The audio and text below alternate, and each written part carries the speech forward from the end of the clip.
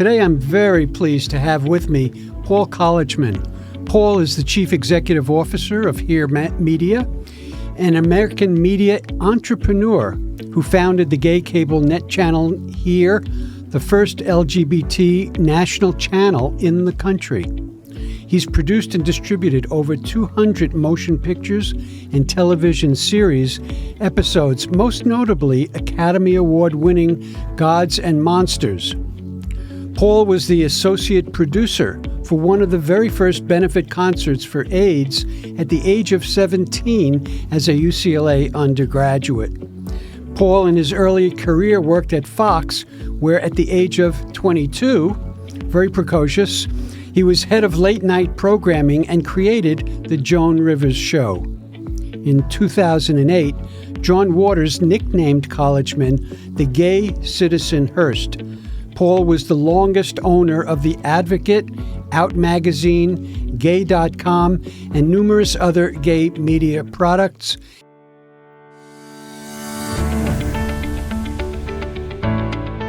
Welcome, leaders. In a world constantly evolving, true leaders need to come from a place of resilience, with vision, and wanting to embrace change, which is all around us. I'm Dr. Stephen Sideroff, and this is Quantum Leadership Podcast, where we look at the principles that connect the mind, body, spirit, and organizational success.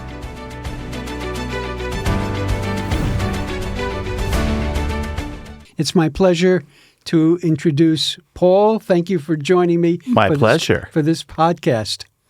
So, Paul, let's begin by sharing with the audience your journey to leadership, including at what point you began to think of yourself as a leader. My journey to leadership started before I even thought about myself as a leader. Because every leader's journey starts with their own internal journey, starts with their own sense of self, with their own mental health, their own personal resilience, their own sense of mission. You've got to bring your complete self to a leadership situation. You can't walk in. Well, let's put it this way. You will walk in bringing your baggage with you, right? You will walk in bringing your baggage with you. It's your job to make sure you've done enough work to make sure that your baggage doesn't weigh down everyone around you. Mm-hmm. So before I ever thought of myself as a leader, I knew part of it is I was an executive starting at 22 in a major corporation, and I saw very early on, it's like, oh, I'm not really equipped for this. It's like on one level I was equipped. I was intellectually equipped. I could do the job. I do the job well. I could do the job well. However, all of the emotional management that was required, I could tell right away was above my learning at that point in time. And it was a challenging situation. That show, we went up against Johnny Carson. He was very pissed.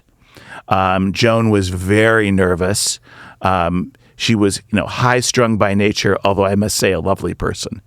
And her husband Edgar was the executive producer who also was high-strung, but frankly also a lovely person. I mean, they were both really good people, but I can't say that they were the most even-keeled duo in the world.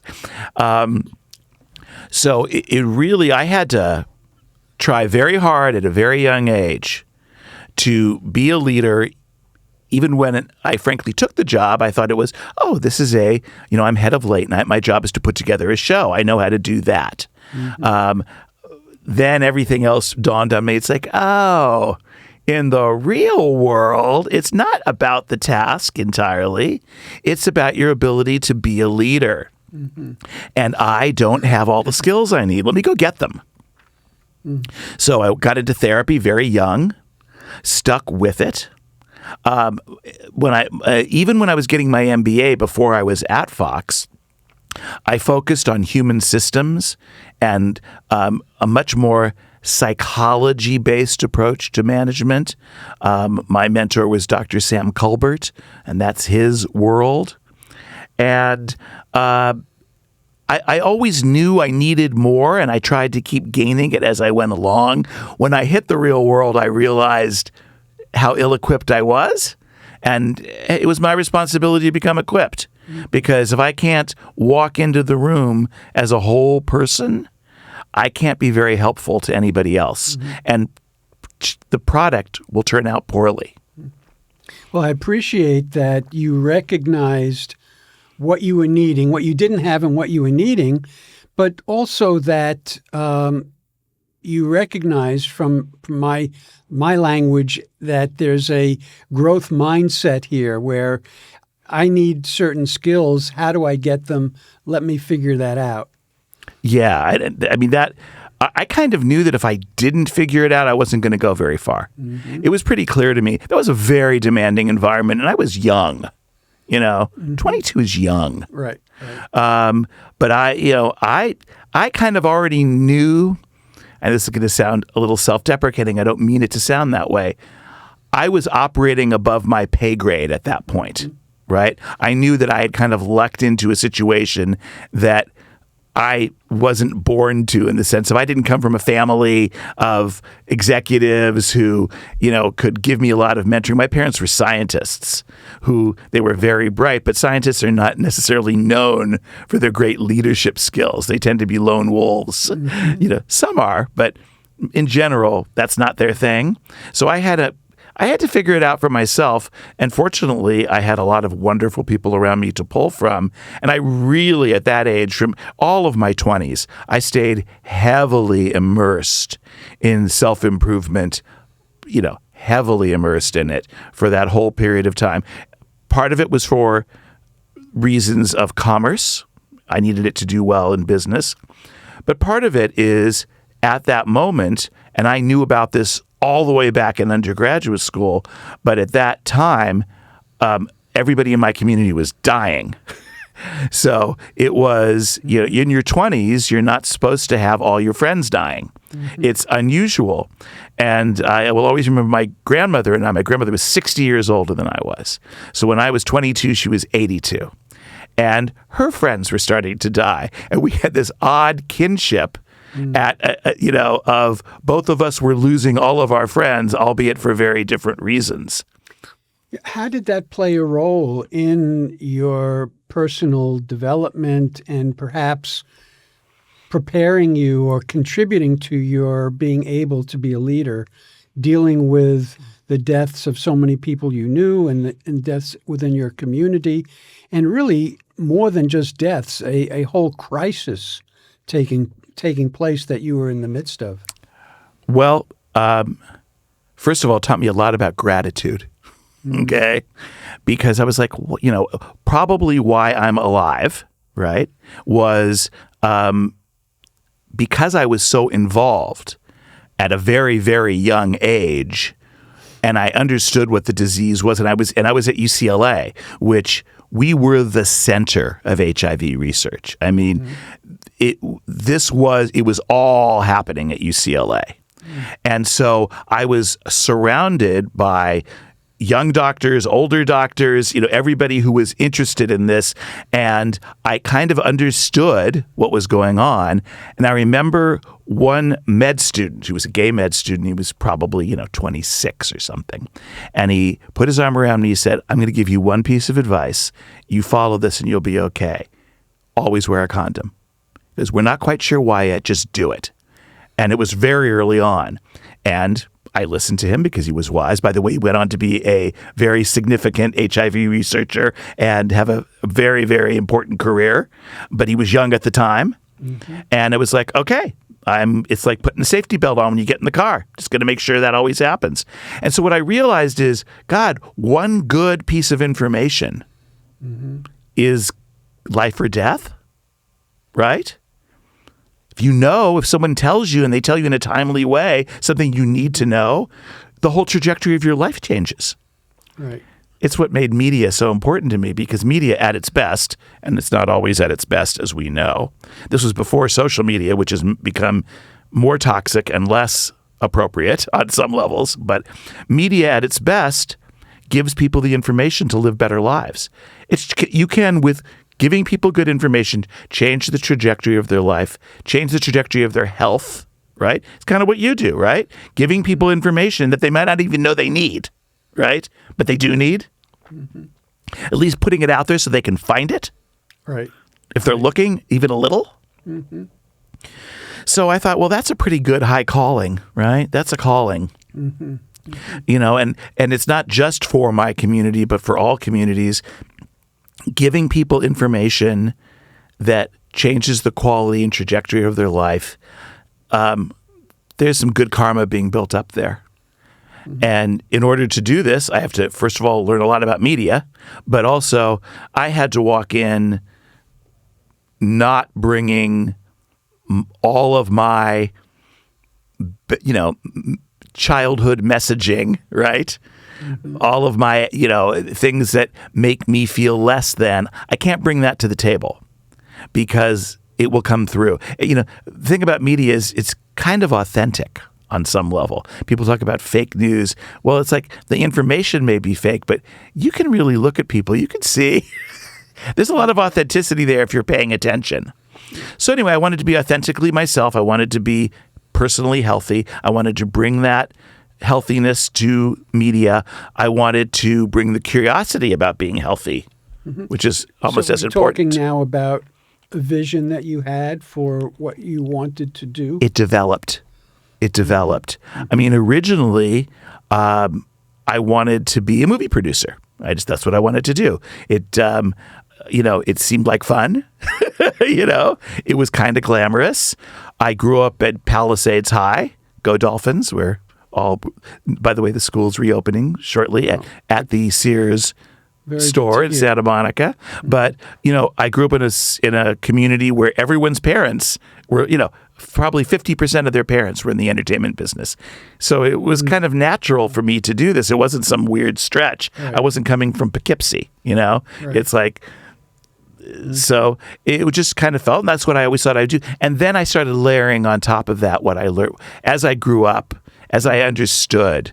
I mean, frankly, one of the events that most showed me where that leadership is incredibly important is when I did the Joan Rivers show and I was the development executive. I was not the current executive, meaning once the show launched and had a first number of episodes, I went on to develop other shows and the show went on its own.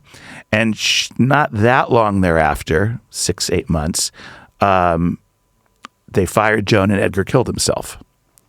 And I was like, wow. And I always thought to myself, if I had stayed on that show, could I have made a difference where that wouldn't have happened? And I don't know if I could have, but I believe I could have. Well, on that note, mm-hmm. you talk about, for example, the star of that show, Joan Rivers, being mm-hmm. high-strung. How were you able to help her with that issue in terms of smoothing the path? Well, at that time, I wasn't skilled enough to help her that much. Okay. But what I did do, I had enough sense to avoid the triggers. Mm-hmm. And if you avoid the triggers, that helps people, right? Mm-hmm. Mm-hmm. And so my response was pretty much whatever she wanted, I gave her. And I know that sounds simple, but people always want to put their 2 cents worth in and make it about them. I knew that it wasn't about me on many levels. And I also knew that if it were about me, I wasn't really equipped for it to be about me. So I was like, okay, I'm going to be a really good facilitator. I'm going to just, whatever someone says, I'm going to make it happen. And that actually kept things sane. Mm-hmm. It was an early lesson, which is, if you're trying to get something done, don't trigger people into being upset. But that was a small kind of not terribly sophisticated lesson, but, it helped. And I built on that over the years. And as I gained a lot more knowledge, a lot more insight, I realized the best thing I could do is inspire others. And that's different. That's not an operational task, right?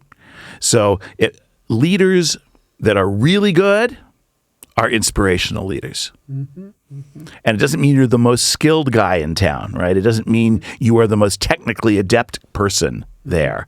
But it means that you're able to create a group consciousness through leadership. So I'm hearing a few different key elements to what you're saying. I'm hearing not to get triggered, so that you're able to sort of be a witness in a situation instead of reacting in a And don't situation. trigger others. At the same time, be empathic enough to understand what their triggers are and avoid them, you know? Right. And then be inspiring to bring out the best in the people that are working under you. Well, kind of in the scope of quantum leadership, right, you're operating on many levels all at the same time. So I would say level number, the first thing when you're starting is know yourself, do work on yourself, make sure you're bringing your best self to the table, okay?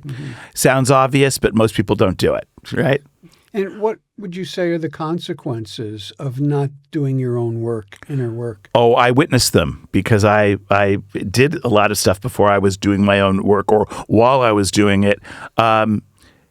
Your goals don't happen, or if they do happen, they don't happen as well, as quickly, or in a sustainable way. You do the work on yourself because that itself is something you should do. But even if you're someone who's just practical, you say, I do the work on myself to get the best results out of everyone I work with. Because what I bring if I'm the leader and I'm bringing a flawed self to the table, I'm going to have a flawed company, a flawed team. We're going to do flawed results. You can't separate it. Yeah. You can't. Do you have a couple of examples of people you know as leaders who have not done that work and how that's impacted their results?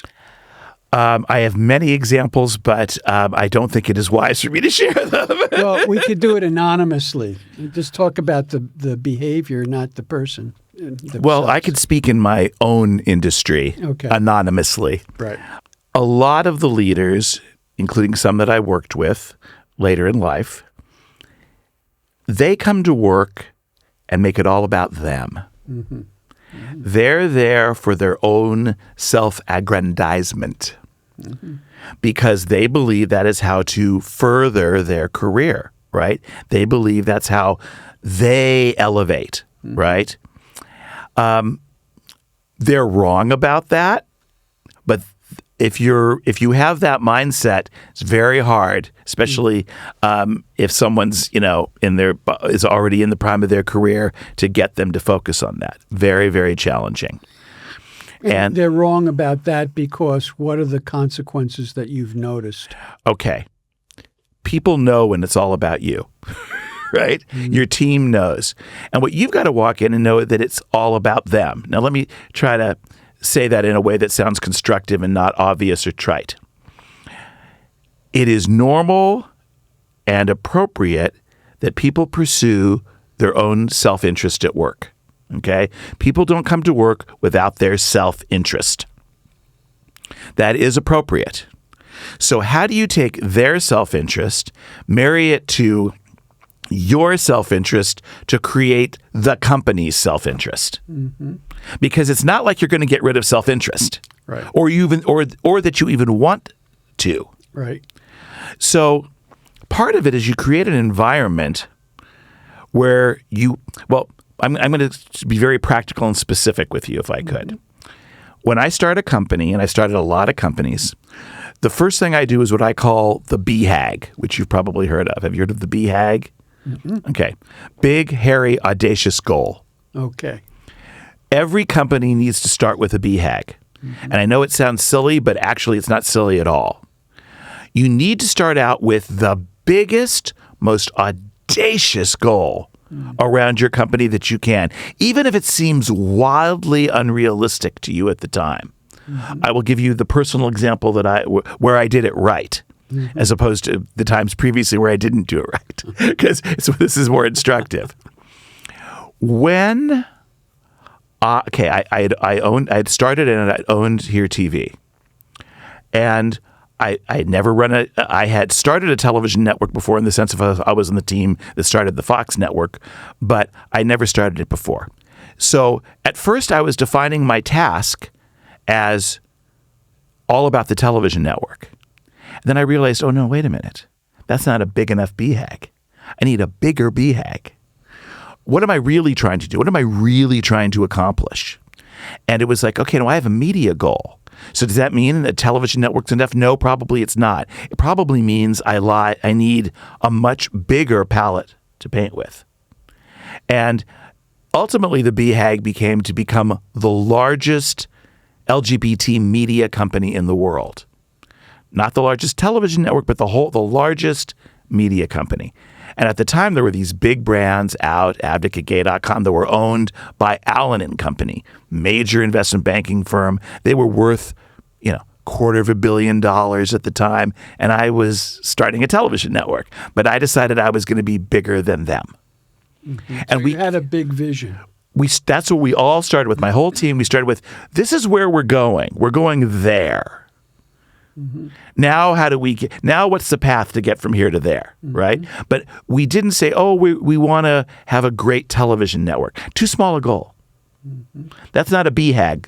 That's just a goal, right? It is a stop on your path. It's not the path. Right. It's too short a path. It's not big enough path. So you've got to allow yourself to think huge. Mm-hmm. And even if it seems crazily unrealistic at the time. Mm-hmm. It's interesting because I would say this fits so tremendously into the whole notion of quantum leadership, because within the quantum effect, the quantum field, how you set up an experiment, how you observe actually determines what you see, what you get. So the implications here are that the vision almost creates these invisible lines of a pathway that you are developing by setting that vision up ahead of time. You are 100% correct, 150% correct. But to make it even a little more quantum in its I view it as your BHAG is a parallel reality that is existing at the same time as the reality we're in, mm-hmm. to speak in quantum terms. Right, superposition. Yeah, so you and I may be talking right now here, but there's also another reality going on while this is happening. Right. So by creating your BHAG, you essentially are creating this alternate strand of reality that's happening along with your day-to-day reality. And again, not to sound too quantum, but I do believe in it. Then what ends up happening is your day-to-day reality, they start to merge at some point. Without even knowing it. Without even realizing it, mm-hmm. you're getting towards that other reality that you've stated and created, mm-hmm. to where they merge into one strand. Right. Again, that's very quantum physicsy of it, but it's appropriate. How the observation collapses all the possibilities into one reality. And you want it to be a reality that you have come up with. Mm-hmm. Not someone, because otherwise what happens is you collapse into somebody else's reality. Right. Their energy, their vision becomes what ends up. You don't want to do that. Right. Even if it's being done unconsciously, you don't want to do it. Right. Of course, yes, I agree. Mm-hmm. So the BHAG is not just a fun big goal. It's a shaper of your future. Mm-hmm. Mm-hmm. Yeah. What are some of the biggest obstacles that you've faced in your journey, in your path to leadership? My biggest obstacle has become my biggest strength, so I'm happy to share it because it shut me down countless times before I got my arms around it. Mm-hmm. And that is, do not bring to the table the belief system that your team thinks about the world or the work in the same way you do. And though it is your job to inspire them, it is not to inspire them to view the world just as you do as a leader. In fact, it's the contrary. It is your job as the leader to understand how they're viewing the world so that you can communicate with them. Because otherwise, if you're talking on this level and they're at this level, or it could be reversed. I'm not trying to say one's better than the other. I'm just saying if you're not talking on the same level, if you're not communicating in a coherent way with them, in a way they can hear you, you're wasting your energy. They're frustrated. You're not accomplishing the goal. Everyone's unhappy. Your company's not working, and people go, God, this is a terrible place to work. I don't want to work here. So can you put that in concrete terms? Yeah. When I first bought all of the publications, and keep in mind, I was not a publisher at that moment. I was a filmmaker, and I owned a television network, and people looked at me like, "Who's this idiot?" They did. And in fact, I even when you buy a company, so I ended up cut to my BHAG was to become the biggest media company. Well, I ended up accomplishing that by buying the biggest media company and taking it over. So I took over a company that was called Planet Ad. It was a public company. It had been worth about $250 million. There was several missteps that made it worth a lot less than $250 million. Anyway, I bought all the properties. I started out by buying just the magazines, and then I ended up buying the rest of the company, not because it was gay.com, which was a dating site. Not that I really wanted to own a dating site, but at some point it just became, for digital traffic, the right thing to do. Though by the time I bought gay.com, Grindr was already out there. Essentially, my predecessors had missed the opportunity to be Grindr, though they were technically capable of doing it. They had just missed the boat. So I knew that the reason I didn't want to buy it is like, this is going to be a sinking ship. But then I realized, well, the digital traffic actually is very valuable to me. So even though the ship may be sinking, it's not sinking that fast. And it gets me a lot of digital traffic really fast, which at the time I bought those magazines, they had no digital traffic. They weren't even digital. They were still print magazines. So I knew what my path was. Take these print magazines that are storied brands, make them dynamic digital brands, and it's going to take me some time to get there. Oh, if I have gay.com, at least I have the digital traffic to start with. So that's why I did it. But when I bought this group, first of all, the group was very unhappy. They were not unhappy that I bought them. They were just unhappy. Because they weren't doing well. They were doing poorly. They had been sold off in a fire sale to some annoying producer in Los Angeles. They were largely in San Francisco and New York. And the first thing I did is I moved everybody not everybody, but I moved the functions from San Francisco to Los Angeles. Nobody liked that. It was. There were a lot of reasons why they were unhappy, most of them long before I got there. But they didn't know. They didn't know who had bought them and who the person that was bought them was going to be worse than the person who sold them. They didn't know. I didn't know if I was going to be good at it back then. I thought I was. But anyway, what I really found, and that was the first time I had a team that large.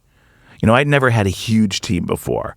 When I was very young, I had the team on the Joan Rivers show. But again, I was the development executive. So I put the team together. But after, I guess, whatever it was, 12 weeks, I moved on to the next show. So I didn't get a chance to have a long-term building with that. And also, production people by their nature come and go. It's the job. This was their full-time career. My television network had like 20 people. Now I had 150 people. It's very different. And also, the 20 people I had at the television network had worked for me for years. No, none of these people worked for me. So it really became a listening tour. And what I really found is there were people who were very good at the technical, really good, much better than I, but couldn't understand the bigger goal of the company.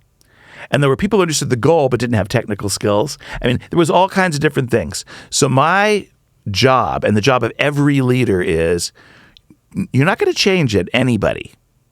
And you're not going to change their perception of their self-interest, but you can align it. And you align it by communicating with them in a way they understand. And so certain type of people need time. right?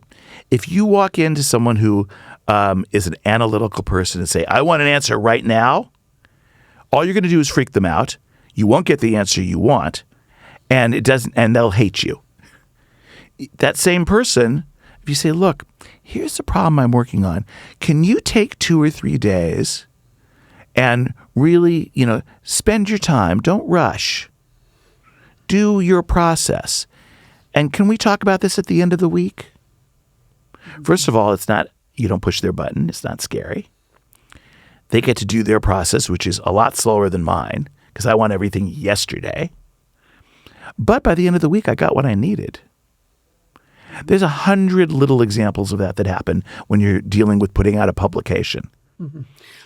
So I hear what you're referring to as alignment is kind of putting yourself into other people's shoes, empathy, and knowing where they're coming from and trying to reach out to them and bring them along in a way that they're more comfortable of coming along rather than it being necessarily your way of doing it. Well, the most important thing is not about you. As a leader, if you think it's about you, you've already lost the battle. Not about you. And your job as a leader is lead, right? Do your job, right? Which is, how do I meet everybody where they are? How do I communicate with them in a way they can hear me? Not the way I want to be heard, but in a way that they can hear me. And how do I align their goals with the larger corporate goals to accomplish whatever it is we're trying to accomplish at the time? Sometimes it's a small goal, sometimes it's a very big goal. How do I do that? And so the role of a manager is you're a really good listener.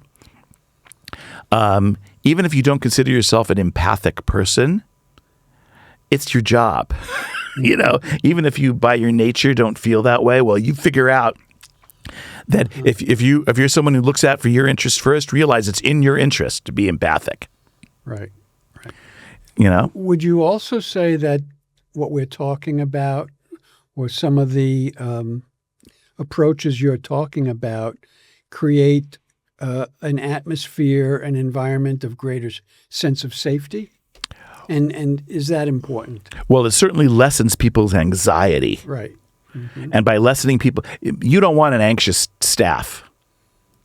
Kind of nothing good comes from an anxious staff. You want a staff that feels understood, felt heard, right? And that someone's in charge who is valuing the team and valuing them. There's, I know there's a fear-based management system where people go in and kind of terrorize the staff, Elon Musk style. Right. I don't think ultimately that works. It might work in the short term sometimes. Right. But ultimately, the end of that road. Right. Yeah, the way I would look at it is that when you come from a place of fear, you create fear in your employees on a very basic neuroscience level. Their brains just don't function as well. No, they go into more of the defense mode, more of the more primitive survival mode. Fight or flight, right? And you lose access to your cortex, the prefrontal. You lose access to the very aspects of our mind, our brains, that give us the creativity and the problem-solving abilities that we have. You're 1,000% correct.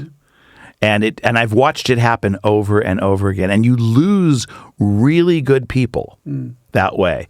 Because a lot of these people who are, high-strung or bring their own issues to work, not everybody does the work they should before they come to work, right? A lot of these people come in and they're, they may not be in the best place in their life. You can still make them like their job and be comfortable. You're not their therapist. You're not going to make them whole, right? But work is an important piece of someone's life, right? You can make them feel safe at work. They may not feel safe anywhere else in their life. Right. But frankly, if you're the place where they feel safe, guess where they're going to put their most energy? Yeah. You. What would you say is the role of leadership to develop the people who work for you? Well, you first of all lead by example, right? And then as you get a larger organization, as I did, it wasn't enough that I exhibited those traits. I needed to find the people who could exhibit those traits. So when I walked into 150 people that I didn't know any of them, into an industry that I'd never done, right? What I really started to look for while we were doing the basics of the day-to-day was I started saying, gee, who of these people can really step up into a full leadership role? Mm-hmm. Not who's the most technically competent. Right. When you're dealing with like editors, there are some editors who are just brilliant journalists. I mean, like really great. That doesn't mean they're a great leader. Mm-hmm. And editors, yes, they're journalists, but their brilliance is only a piece, at writing, is only a piece of what you need because they're managing 60 other journalists. Mm-hmm. So a lot of my choices were on their surface counterintuitive. They weren't necessarily the person who was the best at that job to lead the group. But even the people who were best at their job appreciated their leadership ultimately. They were, frankly, happy. First of all, not everybody wants to be a big leader. Some people are really happy doing their task. Mm-hmm. And it's important that you know who those people are. Right. And to say, okay, great, that's what you're going to do. And we're going to create an environment where you can do that. Mm-hmm. Rather than, I want you to be a leader, even though you don't want to be. Right. And so I'm also hearing, as the head of the company, you are finding ways to maybe not do everything yourself, but to find some people below you who could take on some leadership roles to take things off of your shoulders. That is an understatement. I wanted to make it so I didn't do anything myself. And I mean that, I truly mean that.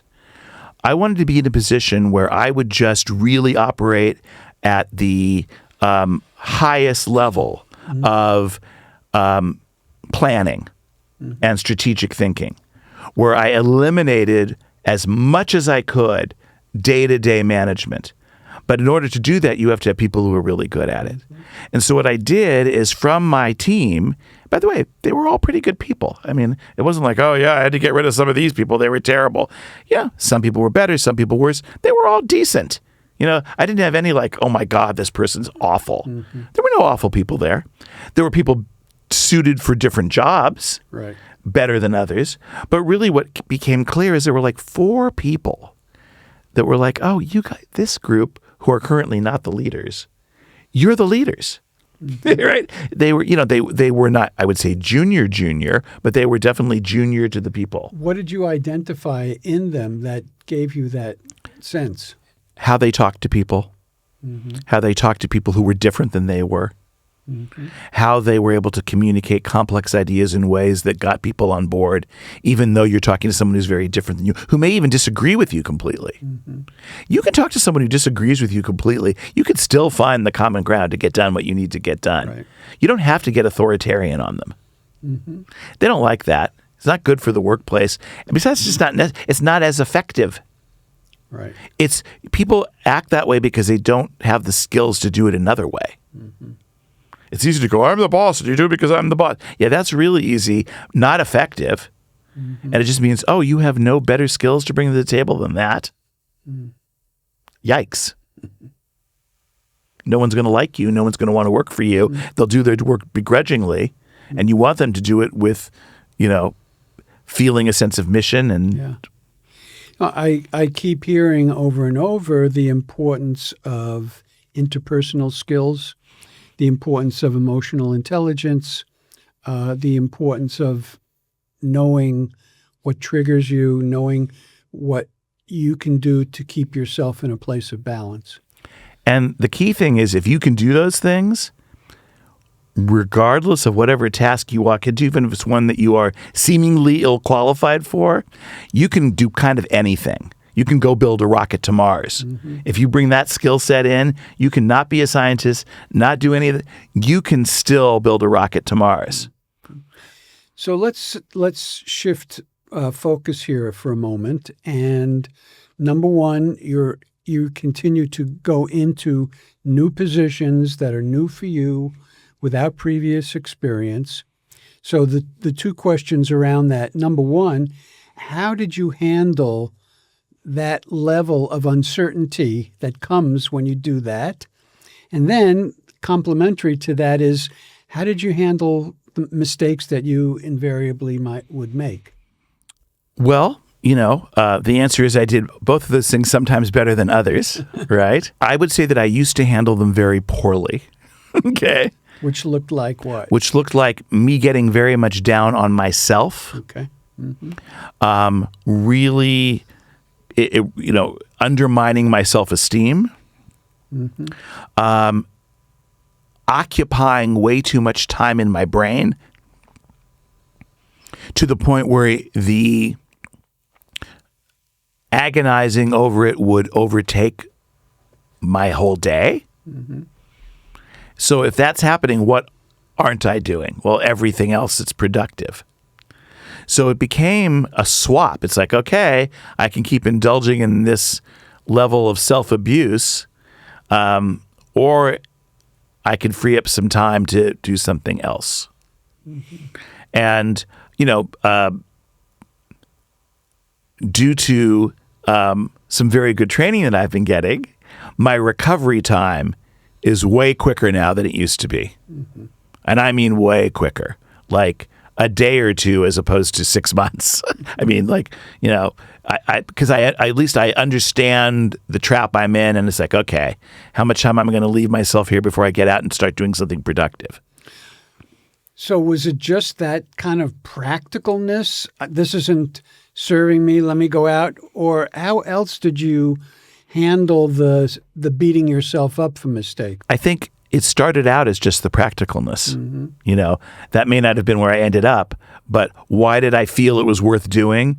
There was a very practical reason. Mm-hmm. It was kind of like, oh, well, I'm just going to sit here and wallow. And if I sit here and wallow, everything around me is going to crater. Right. Mm-hmm. And then as I started doing it, I started realizing all the other benefits that come with it, and that it makes you happier and you live a better life by getting out of that mode. But to be candid, at first it was just a cost-benefit analysis. Mm-hmm. Did you get to a place where you can more readily accept making mistakes, where you could forgive yourself and let go, where you actually were not beating yourself up for the mistakes? Somewhat recently, yes. Mm-hmm. But I would say that was a way down the path for me. Mm-hmm. I mean, that wasn't something that happened 10 years ago. It's probably happened in the last 36 months, mm-hmm. where I basically, when something hits me, I'm like, oh. And it's like, okay, how long is this how long am I going to give this one? Mm-hmm. What is this worthy of? It's like, this is worthy of an hour. Right. Or it's worthy of a day. Right. But none of them are worthy of 6 months. Right. And what about uncertainty? You're making big decisions. You don't know what the outcome is going to be. You're hoping for certain things, but a lot's on the line. How, as a leader, did you handle the uncertainty of decisions that you were making? This is going to sound kind of weird. I apologize, but I prefer uncertainty to certainty because certainty is a myth. It's like a unicorn. Oh, I'm certain of this. No, you're not.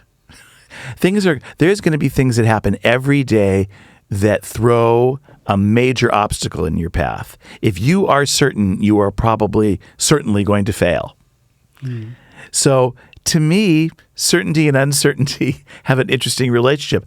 I almost prefer uncertain because at least I am in the awareness mindset that I know that virtually anything can happen.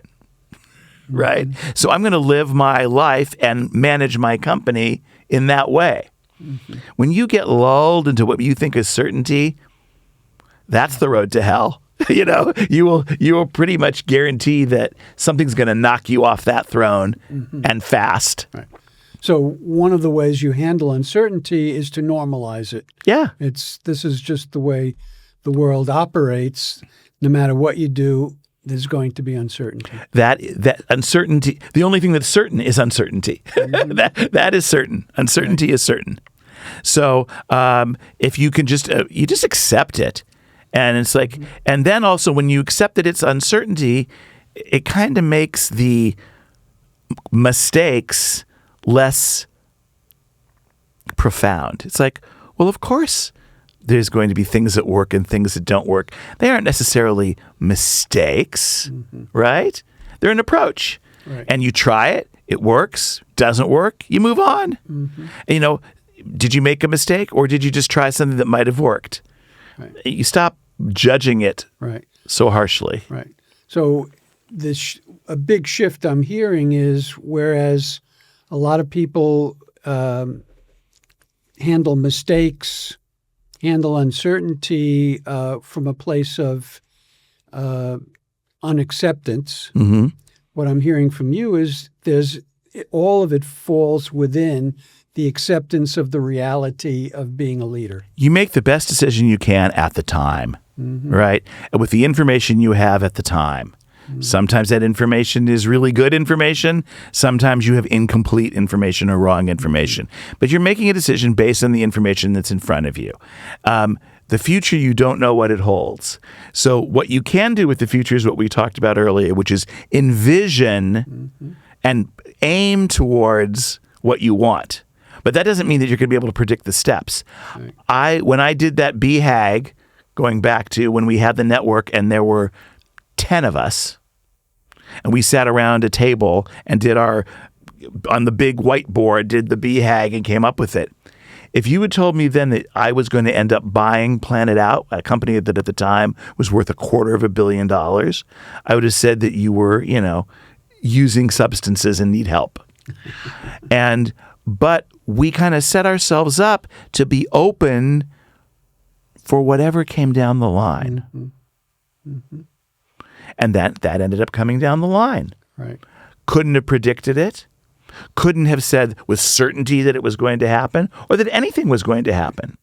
Although, based on our current conversation, we can hypothesize that setting that up as a goal, as the vision, may have contributed to what you ultimately were able to achieve. Undoubtedly. Undoubtedly. The specific path to get there was always uncertain, but where we wanted to go was not. And by the way, I could say that about my entire career. If you told me that in my early 20s I was going to end up head of late night at a new television network at Fox with Barry Diller as my boss while I was in school, I would have, again, said, stop drinking, So, but in my own mind, I saw myself as being a successful young executive, and it kind of made its way there, again, through a path that I could never have predicted. So the specifics aren't important, I think, in quantum management. Right. It's not about the micro steps.